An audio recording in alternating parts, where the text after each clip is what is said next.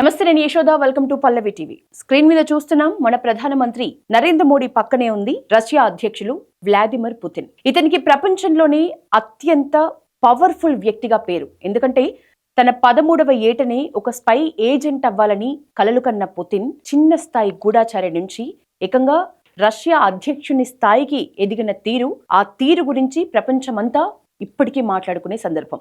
ప్రస్తుతం కొద్దిసేపటి క్రితమే రష్యా అధ్యక్షుడు పుతిన్ ప్రధాని నరేంద్ర మోదీకి ఫోన్ చేసి ఏదైతే పహల్గామ్ ఉగ్ర దాడి ఉందో దానికి సంబంధించి మనకు సంపూర్ణ మద్దతు ప్రకటించారు భారత్కి. పాకిస్తాన్ యుద్ధానికి కాలు దువ్వుతున్న ప్రస్తుత నేపథ్యంలో రష్యా అధ్యక్షుడు నైతికంగా అలాగే ముఖ్యంగా అంతర్జాతీయ మద్దతు కూడా భారత్కు ఉంటుందని ఎంతో ఊరటనిచ్చే ఒక అంశాన్ని చెప్పారు. ఈ అంశానికి సంబంధించి విదేశాంగ ప్రతినిధి జైస్వాల్ కూడా పుతిన్ ఏదైతే వ్యాఖ్యల్ని మనకి ట్వీట్ చేస్తూ అతనన్న మాటల్ని కూడా ట్వీట్ చేశారు. ఆ ట్వీట్ ని కూడా మనం ఒకసారి చూడొచ్చు. భారత్ కి ఎంతో ఊరటనిచ్చిన ఈ అంశం నిజానికి రష్యా మనకు ఉన్న స్నేహ బంధాన్ని, ఫ్రెండ్షిప్ ని చూపెడుతుంది. కానీ ఈ ఫ్రెండ్షిప్ అనేది రష్యా మనకు ఇప్పటి దోస్తు కాదు.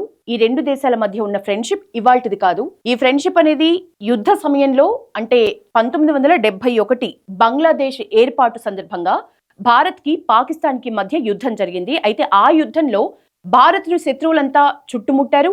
అమెరికా, బ్రిటన్, చైనా లాంటి దేశాలు కూడా పాకిస్తాన్ కి మద్దతిచ్చాయి.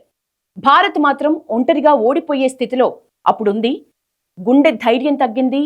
అప్పుడే వచ్చాడు మనకొక స్నేహితుడు, నీకు నేనున్నాను అంటూ వ్లాదిమిర్ పుతిన్ ఆ టైంలో మనకొక స్నేహ హస్తం అందించాడు. అప్పటి సోవియట్ యూనియన్, నేటి రష్యా భారత్కు సైనిక అలాగే దౌత్యపరమైన మద్దతు అందించింది.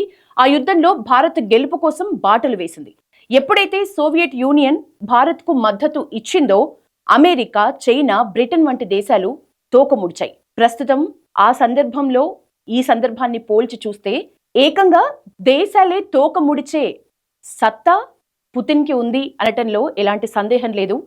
ప్రస్తుత సందర్భంలో కూడా అదే జరుగుతుంది. ఎందుకంటే మనకు తెలుసు, ఇప్పటికే మనకు అమెరికా, భారత్, ఇజ్రాయెల్, బ్రిటన్ లాంటి దేశాలు మద్దతిచ్చాయి. కానీ పుతిన్, రష్యా మనకు మద్దతు ఇవ్వటం వీటన్నిటికంటే ఒక గొప్ప ప్రత్యేకమైన విషయం, అలాగే కీలకమైన విషయం అని చెప్పొచ్చు. ఇందాక చెప్పినట్లు 1971 బంగ్లాదేశ్ ఏర్పాటు ఆ సందర్భంలో అమెరికా 7వ నౌకాదళం బంగాళాఖాతంలో పెద్ద ఎత్తున మోహరించింది. అప్పటి పరిస్థితులు చూస్తే భారత్పై ఒత్తిడి తీసుకురావటానికి అమెరికా కుట్ర పన్నింది. సోవియట్ యూనియన్ తన నౌకాదళాన్ని రంగంలోకి దించి అమెరికాకు చెక్ పెట్టింది. దీనివల్ల భారత్పై సైనిక ఒత్తిడి తగ్గింది. నాడు ఆపదలో ఆదుకున్న రష్యా ఇవాల్టికి కూడా భారత్కు మంచి స్నేహితుడిగానే కొనసాగుతోంది. అంతర్జాతీయంగా చూసుకున్నా కూడా ఐక్యరాజ్య సమితి భద్రతా మండలిలో భారత్పై ఆంక్షలు విధించాలని తీర్మానాలు చేసినప్పుడు కూడా సోవియట్ యూనియన్ వీటో ద్వారా, అంటే వీటో అనే ప్రత్యేక అధికారం ద్వారా ఆ రెండు దేశాల ప్రయత్నాల్ని అడ్డుకొని తన స్నేహ హస్తాన్ని చాటింది. వ్లాదిమిర్ పుతిన్ మనకు ఎంతో బలమైన స్నేహితుడని చెప్పాలి. అందరూ ఫ్రెండ్స్ లోకెళ్ళి ఒక ప్రత్యేకమైన ఫ్రెండ్ అంటే భారత్కి వ్లాదిమిర్ పుతిన్, అలాగే రష్యా అని చెప్పుకోవాలి. ఐక్యరాజ్య సమితి భద్రతా మండలి తాత్కాలిక సభ్యత్వం సందర్భంగా ఉగ్రవాదంపై కూడా పోరాటం, శాంతి స్థాపన, సముద్ర భద్రత ఇలాంటి భారత్ ఎజెండాకు రష్యా సంపూర్ణ మద్దతు ప్రకటించింది. అటు చైనా అండ చూసుకుని పాకిస్తాన్ అలాగే ఐక్యరాజ్య సమితిలో కాశ్మీర్ సమస్యపై లేవనెత్తిన అంశాల్ని కూడా రష్యా ప్రతిసారి వ్యతిరేకించింది, మనకు మద్దతుగానే ఉంది. ఇది భారత్ పాకిస్తాన్ ద్వైపాక్షిక సమస్యగానే పరిగణించాలని బల్లగుద్ది మరీ చెప్పింది. అది కాకుండా భారత్ శాశ్వత సభ్యత్వం కోసం ఐక్యరాజ్య సమితి భద్రతా మండలి సంస్కరణలకు రష్యా మద్దతు ప్రకటించింది. ఇలా రష్యా దౌత్యపరమైన మద్దతు వల్ల మన భారత్ అంతర్జాతీయ వేదికలపై తన స్థానాన్ని మరింత బలోపేతం చేసుకుంది. రక్షణ రంగానికి సంబంధించి మాట్లాడుకుంటే సహకారం, రక్షణ రంగంలో భారత్కి ఇచ్చే తన సైనిక శక్తిని బలోపేతం చేసుకోవటానికి భారత్కి రష్యా నుంచి ఎప్పటి నుంచో కూడా ఆయుధాలు అలాగే సాంకేతిక సాయం కూడా అందుతోంది. S-400 missile defence system, Igla S missile, T-90 ట్యాంకులు, సుఖోయ్ 30 MKI యుద్ధ విమానాలు, కిలో క్లాస్ జలాంతర్గాములు ఇట్లాంటి అధునాతన ఆయుధాల్ని భారత్కి రష్యా సరఫరా చేస్తోంది.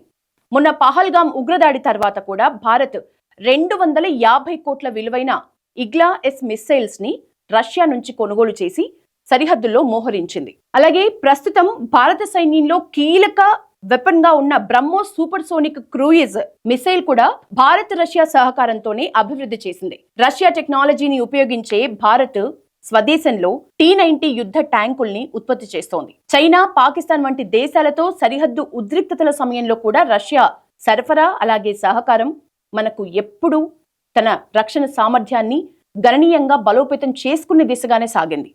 అంతరిక్ష రంగంలో కూడా భారత్కు రష్యా ఎంతో సహకారం అందించింది.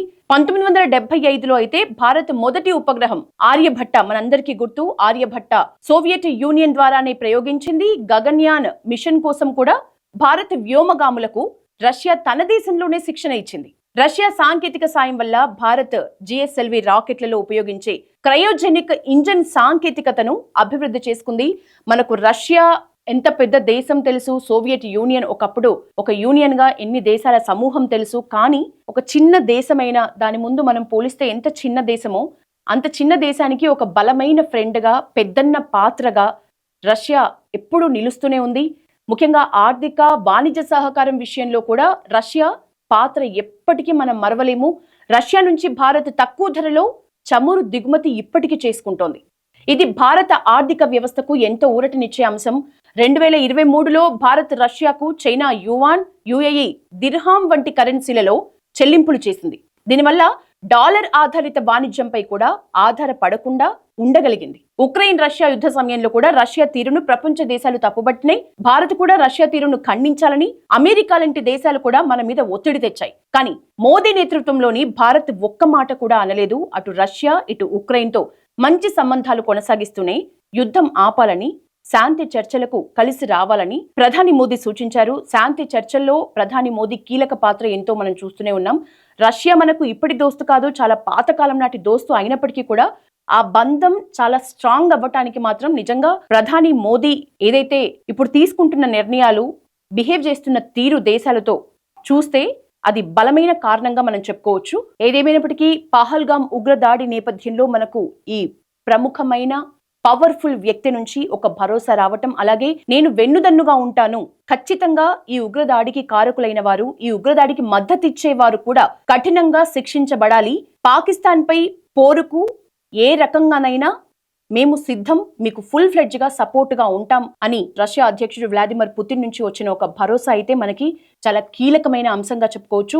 ఇన్ని రోజులు మనం చేస్తున్న ఎత్తులు ఏవి ఉన్నా కూడా ఈ వ్యక్తి భరోసాతో అవి ఒక స్టెప్ పైకి వెళ్ళాయని మనం ఖచ్చితంగా మాట్లాడుకోవచ్చు. ఏదేమైనప్పటికీ పహల్గామ్ ఉగ్ర దాడి తర్వాత కూడా మేకపోతు గాంభీర్యాన్ని ప్రదర్శిస్తున్న పాకిస్తాన్ తన జిత్తుల మారి నక్క తెలివితేటలకి ఖచ్చితంగా ఒక స్ట్రాంగ్ దెబ్బ రివర్స్ అయితే మనకి పడుతుంది, మనం ఇవ్వగలము అనటానికి ఇదొక పెద్ద మనకి మైల్ స్టోన్ లాంటి స్టెప్ అని చెప్పొచ్చు. అదేదో సామెత చెప్పినట్లు నువ్వెవరో తెలియాలంటే నీ శత్రువుని చూడాలి కాదు, ఇక నుంచి నీ సత్తా ఏంటో తెలవాలంటే నీ మిత్రుడెవరో తెలియాలి, మళ్ళీ మళ్ళీ చెప్పుకోవాల్సిన పరిస్థితి ఖచ్చితంగా ఉంటుంది.